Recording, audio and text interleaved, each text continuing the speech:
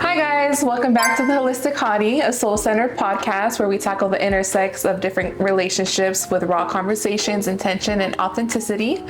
Today we're going to talk about different attachment styles, the subconscious patterns that decide who you're attracted to, who excites you, who drains you, and why you keep ending up in the same type of relationships with different faces. If you've ever felt that you always attract emotionally unavailable people, fall too fast, or become bored with slow burns, this episode is definitely for you.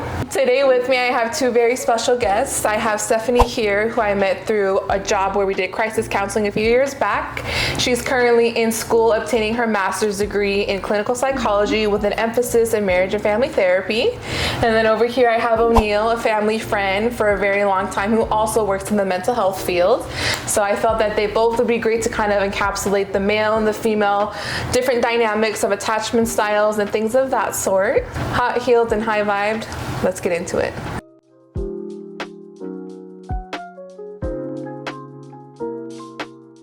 I wanted to start by giving us a little breakdown of the different attachment styles we'll be speaking about today. So the first one we'll start with is the standard attachment style, which is secure.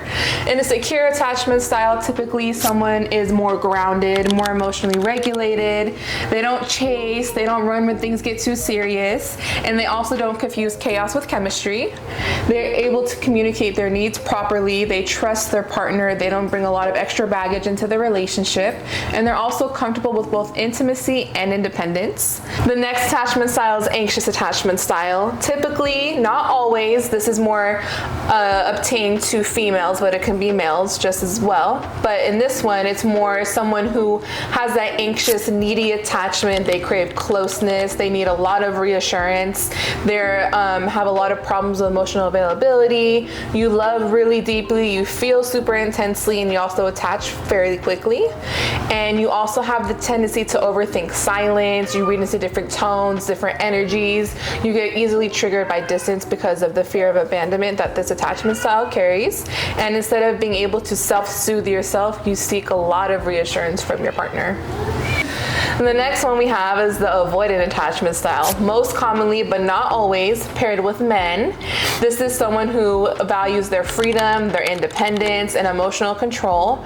They also feel like they don't really need anyone. They oftentimes kind of seek vulnerability as a weakness, and they like to shut down when things get really intense or they pull away. This is kind of where you see the ghosting, or they just kind of leave without any trace of communication. And being soft and vulnerable doesn't make you weak. It just makes you know that love is safe to carry and encapsulate within yourself. We have the fearful avoidant. It's kind of a mix of the two, where they crave that love and that intimacy, but also on the other hand, they fear it just as much. And this is sometimes where you can crave the intimacy, but then you push away when it gets too close. You fall really hard, but then you detach just as fast. And also, this is where you can kind of see those trauma bonds, the push and pull dynamics, and also that toxic chemistry that really thrives in this environment of the roller coasters, the super high highs and the super low lows. So I had some questions tailored for everyone here, and then some just for Steph, as you know, from a clinical psychology background that she's still studying. I wanted to ask you, now that you're doing your practicum and you have your clientele and things of that sort, why are certain people accustomed to certain attachment styles? Is it a learned behavior? Does it stem from previous experiences, or is it something that we learn early in childhood? Dynamic that the caregiver has with the infant, and the way that they're able to show up and provide that level of safety and security and stability, right, as well, and in a consistent manner for their child. And if that isn't there, that's where these other attachment styles can come from, like the anxious, the avoidant, the disorganized. All of those can kind of stem from some of this inconsistency and lack of safety and security that one has early on in life. At that point kind of creates this internal working model for the child that then continues to develop as they age and get into other sorts of relationships, whether it's friendships or more romantic relationships, and it kind of adds to that. So then it's you almost in a way seek or attract the kinds of attachment styles that you were used to in Right, a way, yeah. or that you grew up with, that you think like, oh, this is how it's supposed to be. Right. This is what I know, and this is Yeah. what I've experienced. Right, and that was like the format growing up. Right, yeah, and it's so then that continues to then work into your model of like what this dynamic and this style of attachment is supposed to look like, and then the kind of experiences that you have at that point can either shift some of your attachment or continue to like fuel and reinforce it. Got it. Okay. Well, a question that I have for everyone here is, what kind of attachment styles do you identify with while dating, and how did you form into that attachment style? I'll have to say secure, Yeah, for sure, because okay. I grew up in such a loving environment. You know, my dad, well, he's my stepdad, to be honest, you know, Right, but yeah. he married my mom when they were 20. They were 20 years old, Yeah. and he did all these things I didn't even know you were supposed to do, like Right, in a healthy relationship. in healthy relationships. Exactly what I grew up in was my grandpa beating my grandma, cheating on her all the time. So Yeah. then when I saw an environment that was loving and caring, where he actually went out of his way to write notes for her, you know, this is the stuff I grew up with, so that's the stuff I want to Right. do to the other people too. So I'm more of a secure for sure. So you still were raised in that home with your grandpa and your grandma where they had that relationship dynamic. How do you feel that would have been different than what you saw in the home growing up with Miguel and Pam? I would most likely probably be anxiety, filled Yeah. with lots of anxiety, because even from just experiencing it for a couple years, I still have anxiety from that, you know? Right, Like yeah. I have scars on my face from my grandpa hitting me. Yeah. So yeah, It comes with a lot. a for lot of sure. anxiety for sure. Well, I'm glad that, first of all, that's not the type of environment that you continue to grow up in, but it's also really nice to hear that you had a secure layout of what healthy love looked like too. And I know we talked about earlier off camera that your parents have been married for about 25 years already. Yeah. So I'm sure they've had all their ups and downs too, but to have that consistent basis of like the secure attachment, this is what healthy love looks like, and actually furthering that even though you are married, because I always say like you have to date your partner and continue to date your partner. So the fact that they've been able to maintain even like through the rain to have that steady balance and not all these different roller coasters of emotions is actually like really great to hear, because you don't hear that a lot in different relationships. For sure. It's a little hard too, because my expectations could be a little too high. You Right, know? because this is exactly what my cookie cutter is. Everyone has to act the same, right? Exactly, you know, but not everybody's the same. You know, Yeah. it's compromising. Oh, 100%.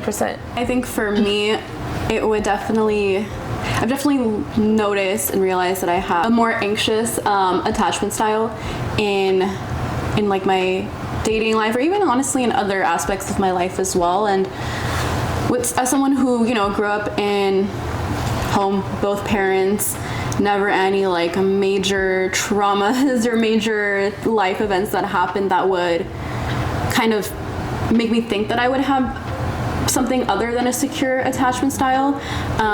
As I got older and learned more about it and just kind of started to notice how I show up in certain situations, I realized that like, okay, no, while that is all true, growing up, like I still didn't have that level of like emotional support that one needs from parents, or just, you know, from others growing up, and like learning how to have those kinds of like conversations and like seeing what that looks like, and having that like consistency, that like consistent support, and not having that is kind of what I think has definitely fueled the attachment style that I have now, of just feeling very anxious in a lot of situations. And anytime there's like a shift in behavior now, it's like that triggers me, and I'm like, okay, like what's going on here? Because it's like that was something that I noticed a lot and like paid a lot of attention to growing up with like my parents, and like noticing all little like changes in behavior, or like, you know, when you have like you get into some sort of like argument or something, and then it's like, okay, nobody talks about it, we all just ignore each other for a little bit, and then everything's okay again, and it's like, wait a minute, like that's not how that is supposed to work. Right, and then you learn that getting into an adulthood, that those things that we learn early on are not healthy ways to actually formulate into our adult relationships. I myself am also an anxious attachment girly. I get very triggered easily by different like mood changes. Even if it's just like my partner has a bad day at work, if his mood is off, I'm like, oh my gosh, what did I do? Did I do something wrong? I get triggered easily by someone who needs space too. I'm like, oh my gosh, they're gonna abandon me, they're gonna leave, they don't love me anymore. I find myself very clingy at times too, but this is all something that I've been working on, especially throughout this year, kind of navigating my relationship and like learning, and also with my partner's help to kind of reassuring me that like he still loves me, just having a bad day and it's nothing personal. So kind of taking that into accountability, and also going back to childhood as well. I didn't grow up in a home where mom and dad were both there. I did have a very present stepdad most of my childhood, and now into adulthood he's still very present, but it wasn't that consistency. So because of that, it was very like hot and cold too. Like I would maybe sometimes get the affection and the attention that I needed, but maybe then there was times that I didn't get it. So I'm like instantly triggered by mood changes, tones. My mom had me at an early age too, so while she was still navigating motherhood, she was also navigating womanhood. And what that means is like, especially with the times that, you know, she was navigating her marriage, you know, there was a point of separation at one point in my childhood. So mom had to work 2 jobs, and she also had 2 daughters she had to raise, and she couldn't be there emotionally. She, you know, provided, put food on the table, kept the bills paid, all the lights on, but I didn't have that emotional security that I wanted as a child. And as I was younger, it was like, you know, I'm the daughter, I need a mother, and that's point blank period. But the older that I get, I also realize that my mother was just a girl too, and even if she had days where she couldn't show up as a mother because she had to show up for herself. And I'm trying to be more graceful as I grow up and I mature, and be more gentle with my mom, because this is all our first time doing life. So that's also important to take into accountability as well. So when you're treating clients, what kind of advice or support do you offer them, and how do you get them to actually open up and identify what is triggering them or have these attachment styles that they carry into adulthood? It really depends on the client, depends on the situation, depends on the kind of attachment style that they have, right? And like their openness and willingness to talk about it and like actually work on it. Even being able to identify the situation and like the type of attachment style that they have, because not everybody even realizes that or knows that they're acting in that certain way, or that they have this form of attachment. They may not even realize it and think like, oh, this is just what I've always known, and so this is just what it is. Like, not thinking anything else of it. Yeah, that's an actual attachment style, and this is not normal or healthy for you to have. Yeah, like that this is just how it is. Like, you know, and there's more to it than that. So I think that's like the first step in being able to help them identify like, okay, well, what situations and experiences have you gone through like earlier in life that have maybe led to having now some of these like core beliefs. I had a previous client who was definitely more avoidant and had been speaking about vulnerability, and to the point of saying that like to them they identify vulnerability as a weakness, and they feel that it's defeat, and that if I'm vulnerable it means I'm losing something. And at that point it was kind of just trying to identify like, okay, well, what kind of situations have you seen or from others around you, or like have you experienced yourself where like you were vulnerable and it ended up in some sort of like the loss, and then trying to identify like, okay, well, were there moments where you were vulnerable and it wasn't all bad, and like there were good things that came out of it. And like another situation I've had with a client recently just kind of goes to show that like in a lot of different parts of our lives, like not just in relationships with other people, but just in the way that we show up in all different kinds of like environments. And for this person, it's like their main goal right now is like, I need to find this like meaningful job, and like until I do that, I can't do anything else. And like, this is just, once I find it though, everything's gonna be better, everything's gonna be great, I'm gonna be okay. And like, you can tell like they're just so anxious about this. Like, you can get so kind of like consumed and like lost in that you don't even realize what you're doing. Yeah, I think that's important too, and I like that you brought it up in like a work situation, because these attachment styles aren't just limited to your dating and, you know, relationships that you get into, but with anxious attachment, a lot of it's just like hyperfixation, and with that becomes a pattern where you abandon yourself and you're just hyperfixated on either the other person in a relationship, or you're hyperfixated, for example, like on the job. But with that type of attachment style, I think it's really important to have other things to get your attention, because you have that, you just need to shift your energy elsewhere. You're going to have that thinking process or that like hyperfixation on something. So like take that time in that window to do something else and keep yourself occupied, because we were talking earlier too, like for dating, like you don't get that good morning text, it ruins your day. You're like checking your phone. Did they call? Did they text? Did they like my photo? Did they comment on my story? Like you have to take all of that energy and disperse it elsewhere, because you're going to literally drive yourself crazy just hyperfixating only on one thing, and then you inevitably abandon yourself and your needs. Yeah, and then when that one thing doesn't work out, it's like, now what? Now we're left with nothing. Now we have nothing going for us, nothing else to do, and now it's like, you have to have something like a little backup, something on the back burner, so you're not just completely devastated when it doesn't work out the way that you want it to. So how do you usually react to emotional conflict? I try to be as level-headed as possible. Okay. You know, I'm very emotional. I used to be very emotional. Yeah. You know, I used to wear my heart in my sleeve. Yeah. You know, I believe that showing emotions is not it's not a weakness. It's very important, because if you keep that inside, you just build resentment and hatred for that person that you're hiding it from, right?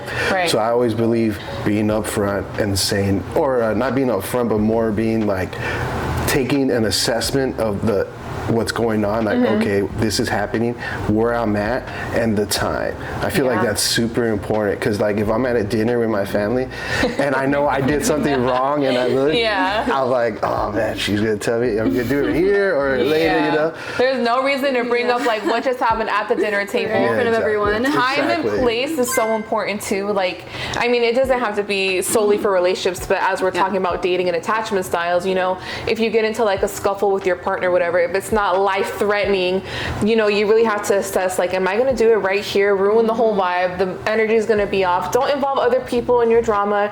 Take it, if you need to have that conversation, if there's just a fire burning within you and like you just can't get over it unless you talk about it, take your partner out of the room, take them to the bathroom, take them to the bedroom, whatever you got to do. But you don't want to be that couple that's like encompassing everyone around them. The dinner is ruined, everyone's energy is off. I myself get a little emotional, and prior to kind of understanding how to really handle conflict, I was the type of person that's going to cry when they're frustrated, when they're upset, when they're sad, when they're happy. And it's great to be emotional, but there's also a balance to it. And I think, like you said, taking a step back and like looking from an outside perspective and, you know, kind of realizing you're not the only one in this conflict. So how is the other person responding to conflict as well? My partner is a more introspective person, so he likes to kind of take his time, step back a little bit, gather his thoughts. And for me, at first, I was like, oh no, we're handling this right now. We need to talk about it. You're getting paragraphs, you're getting phone calls, voicemails. I might pop up at your house if you don't answer me. And that's not healthy. You can't just be popping up at people's houses. You can't be blowing up their phone, because you also need to realize like people need space. And when I was doing that, I was just letting the thoughts from my brain come straight out of my mouth without any type of filter. So I was saying things way too harshly or way too emotionally, and it kind of just blew up in my face. So something that I've really taken to learn this year is like, take a step back, take a deep breath. If I need to talk about it in that moment, I'll call up my friend, we'll vent about it, get all of that raw emotion out. And so when I'm ready to present it with my partner, things are more detailed and more structured. I'm not just having just like emotional vomit, just like pour out of me onto my other person. I think it's very important too for the person that is saying I need space. I think they need to communicate that as well. They need to tell 100%. Their partner what's happening and how they feel and why they're doing that. Right. Because then you're creating a problem within the problem. Exactly. Now I'm mad not only at the argument that we had, but now I'm mad because you're just not responding. You're not telling me that you need space. So now we're cultivating a whole different issue. Now I'm triggered. Now, you know, and it's also a two-way street too. Like I said, like my partner wants that space to kind of digest his own thoughts, but he also knows that too much space doesn't benefit me. I also need to address it at hand, because I do need that reassurance too. So it's always a two-way street, and reciprocity is really big in all these relationships. I am also very much like, I want to talk about this right now and deal with it right now, because if not, then I'm gonna even get more in my head, and then it's gonna be, I'm gonna start thinking things, and it's like, well, if you don't tell me what it is, then I'm gonna make up my own idea of what it is. Like, if you don't tell me, and that's the worst. Then creating your own scenario. Yeah, like if you're not telling me, if you're not talking to me about this thing that I'm upset about, or that I'm thinking something happened, if you're not giving me an answer, well, then I'll get my own answer, basically. Right. Like, I'll find my own. Also, it kind of comes from childhood, right? And like growing up, and when there's conflict in the house and arguments with parents, and then nobody talks about it, nobody addresses it, and then you're just left there like with all of this like uncertainty and like, well, now what? So that kind of gets triggered in these situations as well. And like it was mentioned, right? Like I now understand that, like, yes, there are times where you should take a step back and collect your thoughts, right. collect your emotions, regulate a little bit before having some of these conversations. But it should still be done in a timely manner. And I always say, like, if you need that space, take it. But like was mentioned, communicate that. Communicate that you need the space. Like, don't just ignore me. Don't just not answer, because then like that's where I'm now like going 10 times harder on. Right. I'm now like upset and angry and like all the things now, like even more so than I might have been before, where like I was like, well, I just wanted to talk about something. Like it wasn't that serious, but now it's more serious. Now it is. It's times 10. Yeah, now it's serious, and now we have a problem. I'll never understand how somebody can just go to sleep in an argument with their partner, and it's like, what do you mean we're gonna just go to sleep angry and we're not gonna talk about it? Like, how are you able to sleep? Because I can't sleep like that. Like, I'm not gonna sleep. So yeah, that's why it's important to communicate with your partner too, because I also agree, like, going to sleep with like conflict on your mind, if you're not going to talk about like the nitty gritty right then and there, that's fine, but at least like reassure you, like, we're going to be okay, I just want time to digest, we'll talk about it tomorrow. Like, give me that little bit of reassurance, that'll keep me cool, calm, and collected until we actually bring up the basis of the actual conversation. Do you feel more comfortable giving love or receiving it? Giving it, for sure.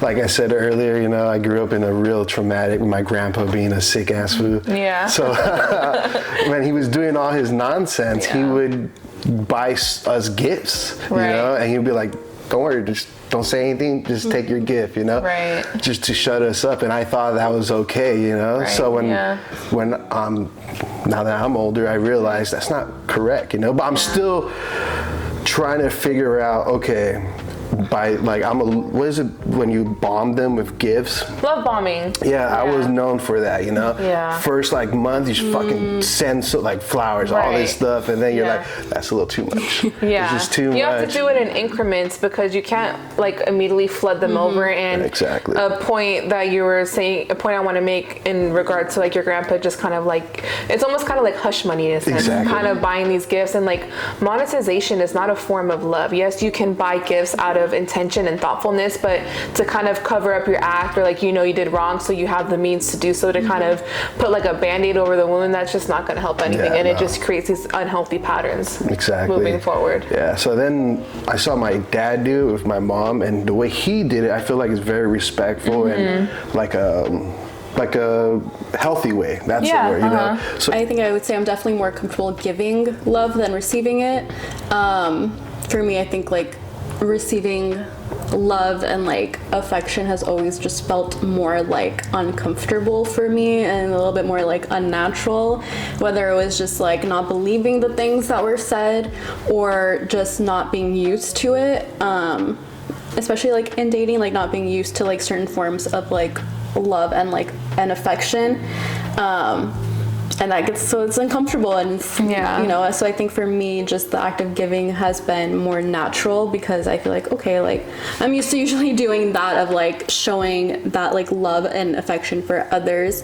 In the situations that I mentioned earlier, where you get into some sort of argument and then nobody just talks about it, like if I ever had some sort of conflict with my dad where he got upset with me for something that I was clearly not in the wrong for, instead of having a conversation about it, it would be like just a period of silence, and then my dad would come and give me money and be like, as like an apology and like a sorry, but it's like cool in the moment, it's like cool, great, I'm young, I'm not, it's like, oh, nice money, but then when you really think about it, it's like, that's not how you're supposed to do that. Right.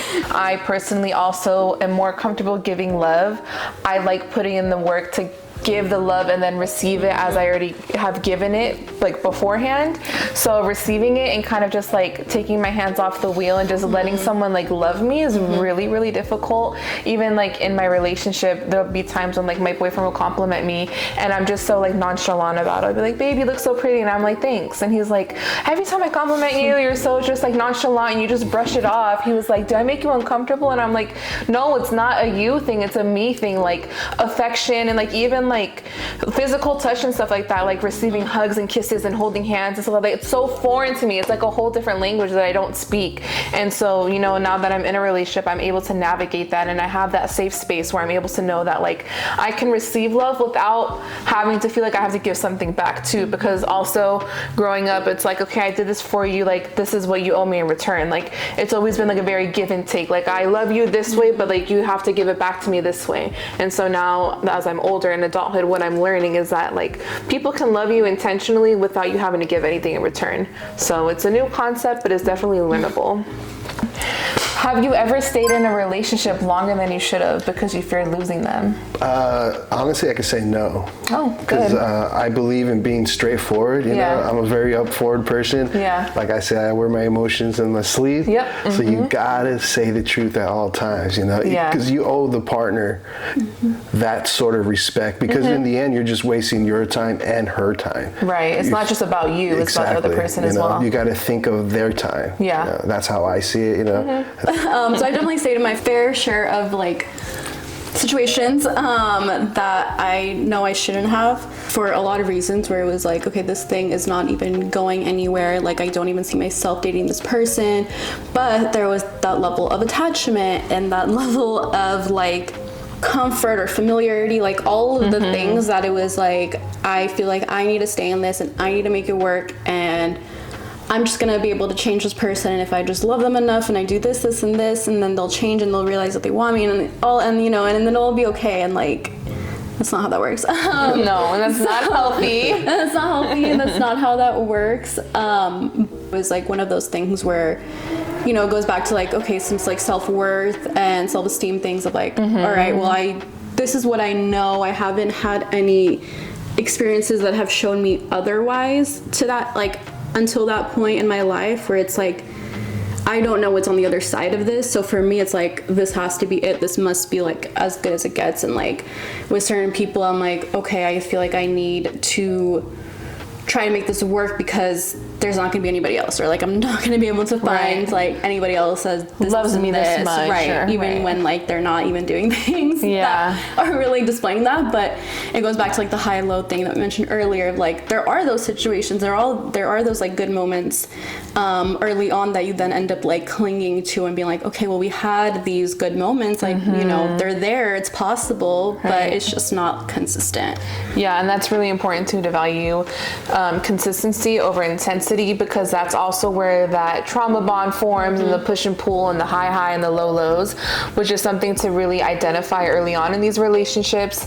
And I myself have definitely stayed in situations that weren't serving me for way longer than I should have. And going back to the whole attachment thing that we spoke about earlier, kind of similar to Steph, just talking about like, okay, well, this isn't working, so like, let me love them more, let me do this different, or let me do this. And I find myself bending over backwards and stretching myself so thin that I'm really just like abandoning not only myself, but I'm realizing like you said, like, I don't even want to date this person for real. Like, you're just triggering like an attachment wound within me, and that's why I'm so invested in this. But then once you actually like remove yourself from that situation, you take a look at them, you're like, what the hell did I even see in that person? Like, they encapsulate nothing that I want in a partner, nor what do I deserve in a partner, and I don't deserve that type of love. And like you said, that all comes with like self-worth, self-esteem, loving yourself.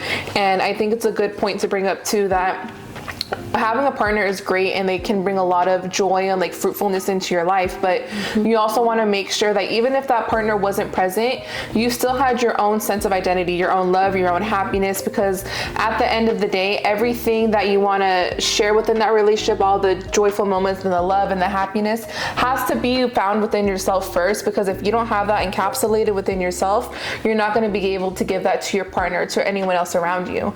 And when you find yourself in those situations where you're standing staying longer than you need to, and you're like, let me try this, let me try that, let me bend over backwards. You have to realize that person is not going to change no matter how many different tricks you try. I myself have been in therapy, for about 10 years of my life, sporadically in and out. And one of the things that my therapist told me is that you can't expect someone to change from like night to day just like that. If you, like, what do you think that you could possibly say? What could you possibly do that's just going to make them click in their head, like a light bulb is going to go off? You know what? You're right. Like, Taylor is the best person for me. She's the one who's going to love me the way that I deserve to be loved. It's not just going to click in their head. And you also have to realize if that change doesn't come from them within themselves, there's nothing you can do. There's no tricks you can pull. There's no words you can say. There's no action that you can enact for them to want to change themselves. It all has to be within themselves. The next question I wanted to ask everyone here is, what is one pattern that you had to take accountability for in your relationships? And something that I identified in my dating life personally was that I use my words to hurt other people, and it is terrible. And it kind of ties into like love languages. For example, my love language is words of affirmation, but on the flip side, when I'm angry and when I feel like I'm very triggered, I can use those words of affirmation and turn them into words of defamation. Oh my God, I'm going in, I'm very stern, I'm very harsh, I have a very sharp tongue, and I didn't realize how strong I can come off with my words when I'm angry, which is why earlier I said that for me, taking a step back when I'm upset or emotional is key in my relationship now, because I have said a lot of out of pocket things that can inevitably like not only ruin a relationship but also hurt the other person involved.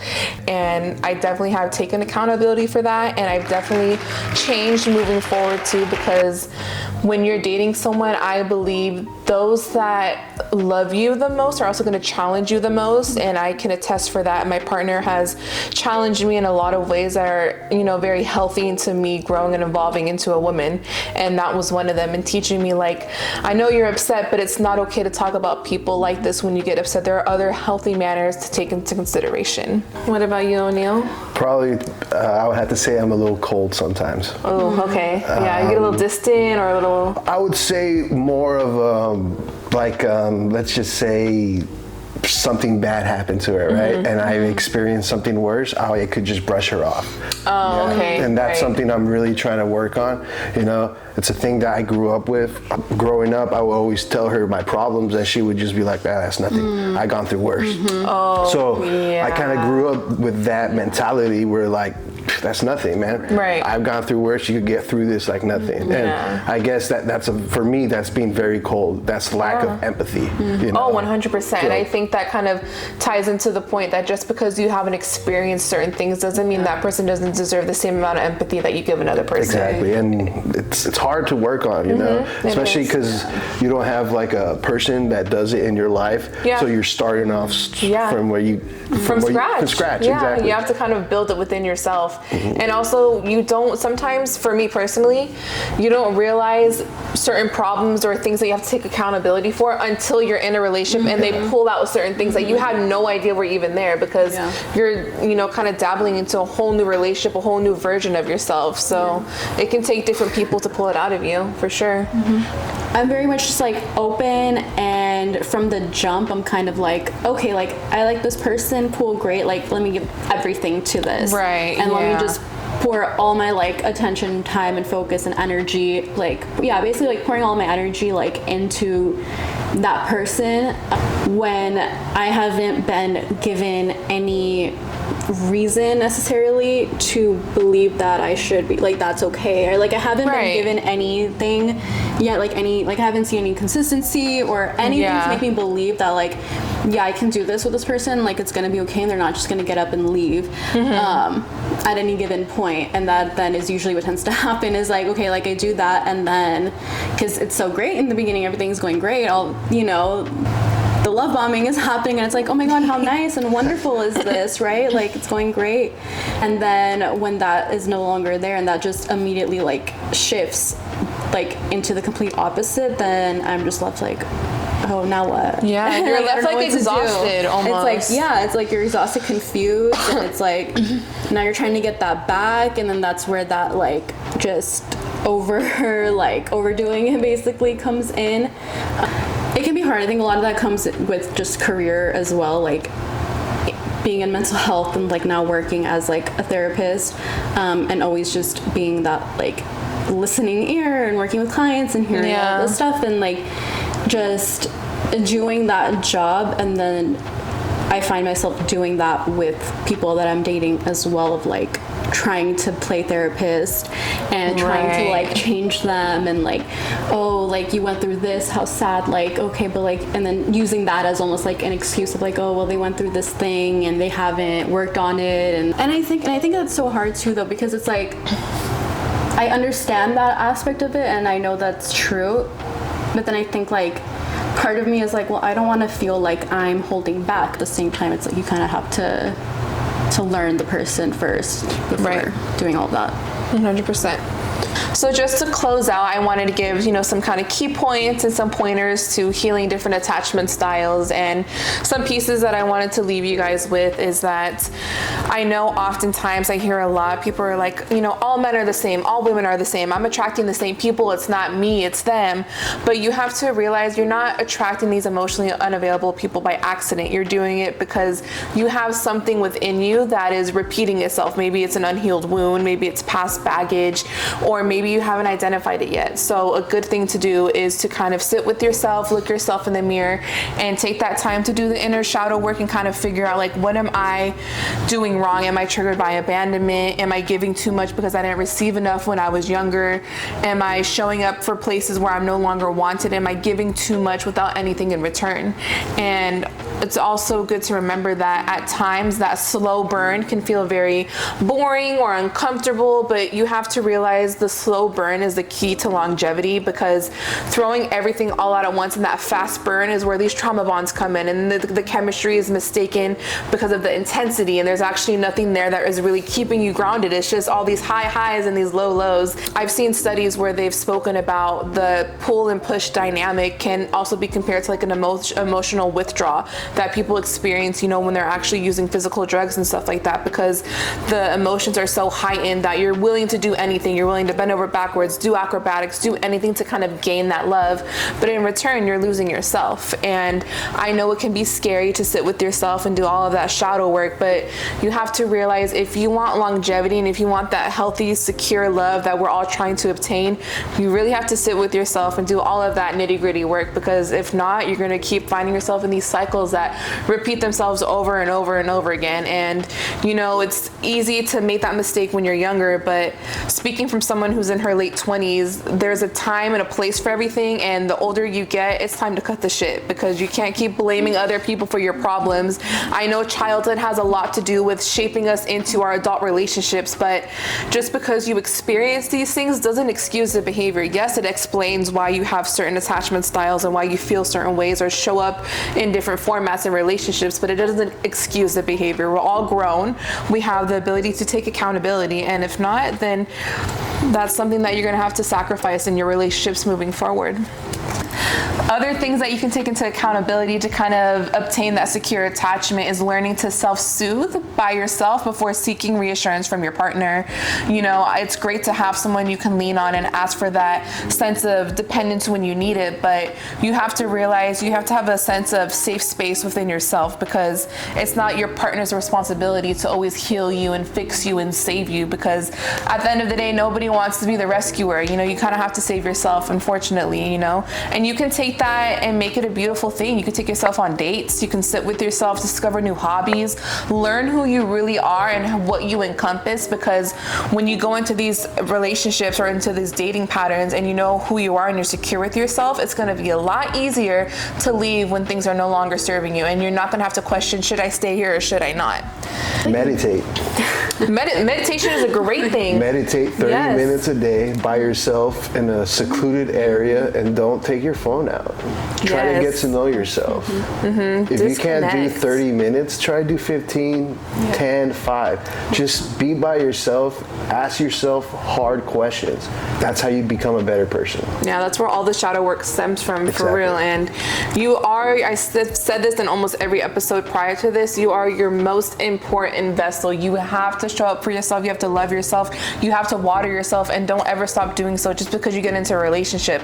Oftentimes I see, and I've experienced it myself too, especially in the early stages of dating, you get so excited with this person. You want to be with them all the time, be everywhere with them, do everything with them, but also you lose that sense of yourself, accidentally. And it's really important to realize, like, you are such a cool ass person, and like, to be with yourself and have that alone time. I think being alone is a great thing. Space in relationships is awesome. Honestly, I think my one tip is just go to therapy.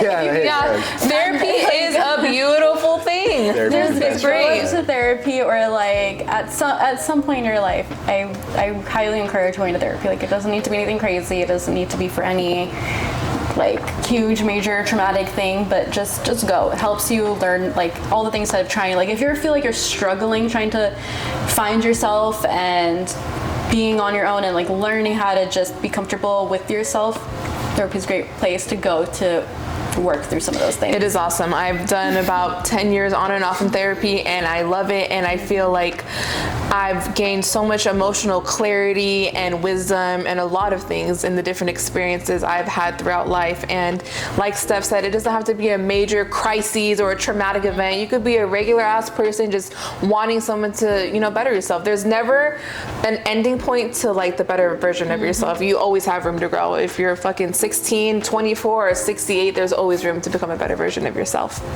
That concludes today's episode of Attachment Styles, where we divulge on different attachments that stem from childhood into adult patterns, how to identify them, and also how to get better longevity out of your relationships into adulthood. Again, I wanted to thank O'Neill and Steph for joining me and giving me all their insight and being vulnerable and using this as a safe space to express themselves. And until next time, bye.